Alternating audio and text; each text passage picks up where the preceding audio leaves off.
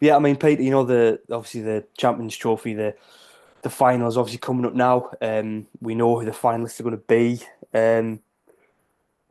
Looking back, I mean, it's a bit of a loaded question, but where exactly did it go wrong for England? Because I mean, we're trying to keep these podcasts to half an hour these days. I think you can have a lot more time, a lot more than half an hour to try and sort of dissect what's been going on with the white ball team in the last couple of weeks. I know, I know. I'm gonna just well, let's dissect a bit at a time. Really, I think you've got the batting, the bowling, and perhaps the choices in squad and just that general side part of the actual playing of the cricket. I guess if we start with the batting, I think I think it's been well, the likes of Livingston and Salt, I think, have been, and to an extent, and I feel sorry for him a little bit because I think he got jumped into the team a little bit. But Jamie Smith, they've been found out a little bit in this Champions Trophy. Um, you know, Phil Salt never looked like he was there for a long time.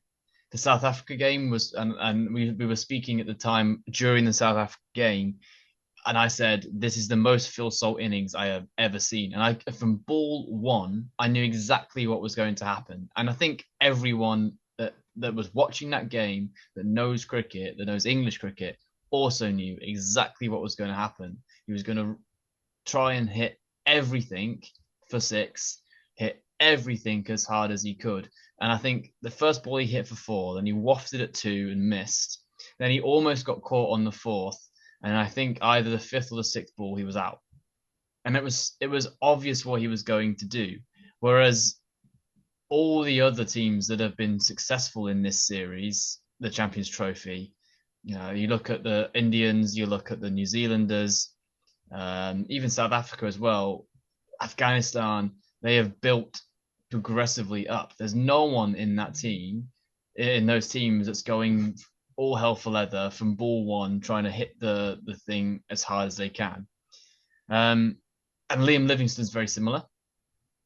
I I think at 10 years old, you get told. I tell the children that I teach, and I'm not a very good cricketer, but I tell the children that I teach, you don't have to hit the ball as hard as you can to get the ball to travel. Liam Livingston, at some point along the line, has forgotten that. The basics of cricket is that you do not have to hit the ball hard because he's another one that tries to just go and leather the ball out of the stadium every single time.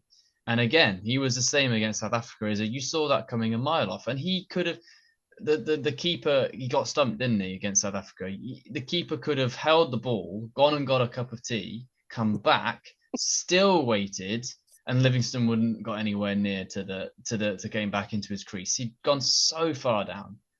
Um, and I don't know if you agree with me here, Paddy, but I think one thing that has been lost, perhaps because of the development of T20 in England in the game, but I don't know. I don't know if it is because other teams don't seem to be doing this.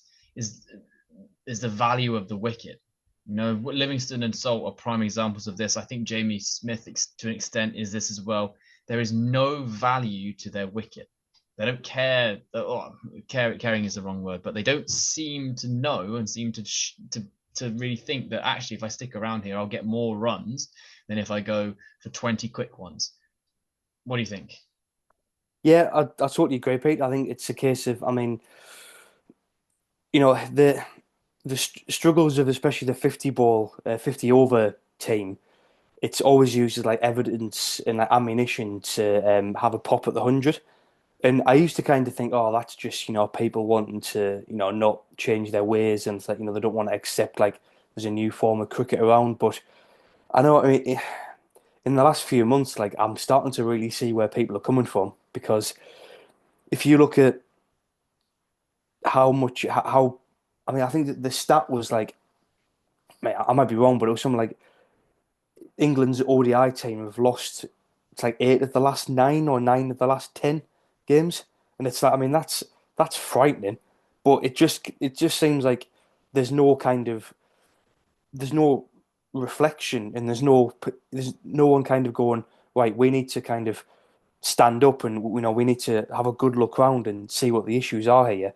It just almost feels like they just kind of put it behind them and then move on straight away. But the fact that there's a few months now until England next play cricket or in general, um, I think it's a really important time. And yeah, I just think going back to what you were saying there about not valuing the wicket, I just think it's this mindset of just trying to hit the ball as hard as possible every single time, as if you're in a T20 or if you're in a more limited overs game. And you see comments on social media of other cricket fans saying that the 50 over game it's getting overlooked, and some people are saying how the one day cup, obviously the county game Mm. is Mm. almost becoming, because of the timing, because of when it is in the summer and alongside the 100, it's becoming a second class tournament. And I completely agree. And I think the struggles of the ODI team, you can't not factor in the 100 and franchise tournaments and players just kind of looking beyond. I mean, this is still playing for your national team at a tournament.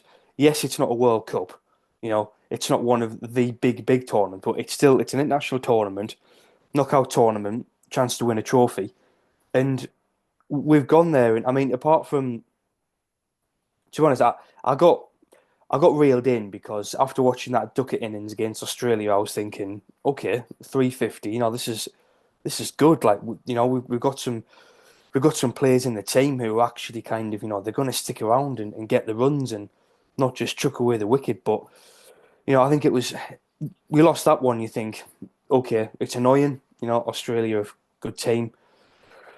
Move on to the next one, and then we don't build on it. We don't seem to build on the positives in one day cricket, and it might not be the case, but from the outside looking in, it just looks like there's just a lack of care, and there's just not as much interest in the 50 over game. That was a bit of a rant, but yeah, I went in a few tangents, but not for the first time on this podcast. But yeah, no, I don't know. It's frustrating because it's just like, the final, it'll be a great match, but I'm almost just like, uh, you know, not that I think England would have got close, but it's the fact that we just didn't really lay a glove on anyone. It's just infuriating, to be honest. Yeah, I agree, and I think I think what's in danger of happening just because of the nature of this team and this setup is that I think Salt and Livingston and Smith are going to get away with it. I think Livingston, in football, if you're terrible and you're having a really bad run of form, you get taken out of the limelight. It's common practice. If you are the opening batter of uh even like a county team and you go through a dry spell, you probably get taken out of the limelight.